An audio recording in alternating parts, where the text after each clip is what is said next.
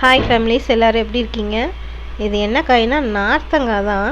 நாங்கள் கூடலூர் போயிருக்கும்போது அங்கே வந்து பலாப்பழ சைஸில் மரத்தில் தொங்கிட்டு இருந்துச்சு. அப்போ அவங்கள்ட்ட கேட்டோம், இது என்ன காயின்னு. நார்த்தங்காய் தான் அப்படின்னு. நானே இவ்வளோ பெரிய நார்த்தங்காய் வந்து இப்போ தான் ஃபஸ்ட் டைம் பார்க்குறேன்.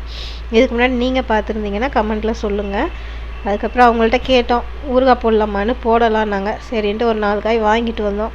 வாங்கிட்டு வந்து வெட்டி பார்த்தோன்னா உள்ளே வந்து சதையே இல்லைங்க, வெறும் தொளி தான் இருந்துச்சு. நம்ம பம்பளி மாசில் மேலே இருக்கும் இல்லையா, அது மாதிரி தொளி தான் நிறையாவே இருந்துச்சு.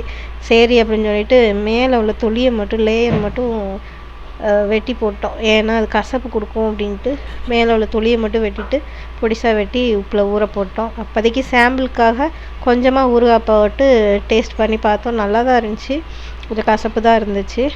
இந்த உப்பில் ஊறிட்டு போடும்போது கசப்பு இருக்காதுன்னு நினைக்கிறேன். கண்டிப்பாக நான் ஊறுகாய் போடும்போது உங்களுக்கு வீடியோ அப்லோட் பண்ணுறேன். இந்த வீடியோ பிடிச்சிருந்தா லைக் பண்ணுங்கள், ஷேர் பண்ணுங்கள், கமெண்ட் பண்ணுங்கள், சப்ஸ்கிரைப் பண்ணிக்கோங்க. அப்போ தான் நான் போடுற வீடியோ உங்களுக்கு நோட்டிஃபிகேஷனாக வரும். Thank you family.